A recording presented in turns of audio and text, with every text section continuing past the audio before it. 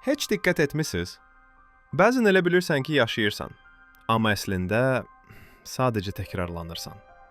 Səhər oyanırıq, eyni saatda, eyni yollarla gedirik, eyni üz ifadəsi ilə telefonumuza baxırıq və fərqinə varmadan eyni həyatları yaşayırıq.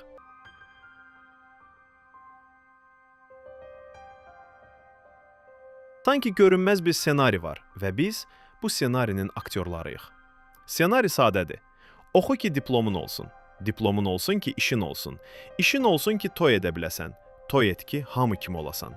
Uşaqlarını da bu döngüyə sal ki, sən öləndə onlar da sənin kimi yaşasınlar.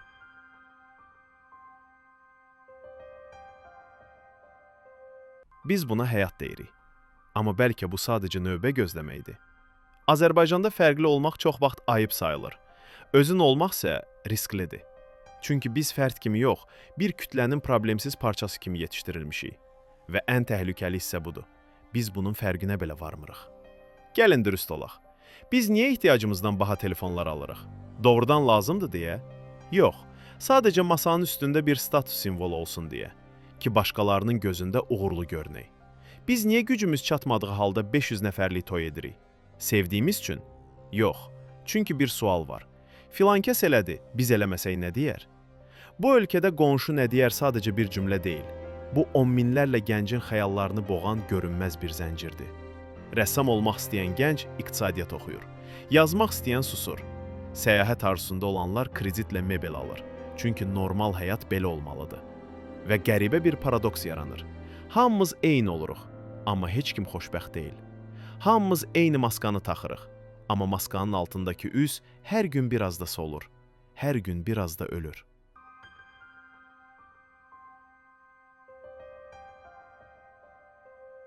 Psixologiyada buna sosial sübut deyirlər.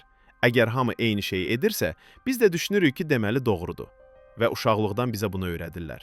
El aləmə söz düşməsin, başını aşağı sal, fərqlənmə. Çünki fərqli olanda sual verirlər, tənqid edirlər. Bəzən isə səni oyundan tam kənarlaşdırırlar. Amma tarixə bax. Tarixi dəyişənlər heç vaxt hamı kimi olanlar olmayıb. Edison hamı kimi düşünmədi. Üzeyir Hacıbəyli hamı kimi baxmadı musiqiyə. Sual çox sadədir. Sənin həyatın başqasının rəyinə qurban veriləcək qədər ucuzdurmu? Yoxsa içində susturduğun bir səs var. Mən belə yaşamaq istəmirəm deyən.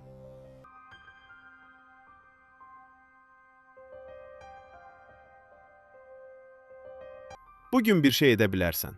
Sadəcə bir dəfə. Özünə dürüst sual ver. Bu etdiyim şey doğrudan mənim istəyimdir, yoxsa məndən gözlənilən rol? Fərqli olmaq üçün dahi olmağa ehtiyac yoxdur. Sadəcə özün olmaq kifayətdir. Çünki bu qədər eyni olan dünyanın içində ən böyük cəsarət özün olaraq qalmaqdır. Bəs sən? Hələ də o ssenarinin aktyorsan, yoxsa öz həyatının rejissoru? Şərhlərdə yaz. Bir arzunu və ya çoxdan atmaq istədiyin bir maskanı. Bəlkə birlikdə bu ssenarini cırıb atdıq və yenisini, öz ssenarimizi yazmağa başladıq. Sənin ssenarin nədir?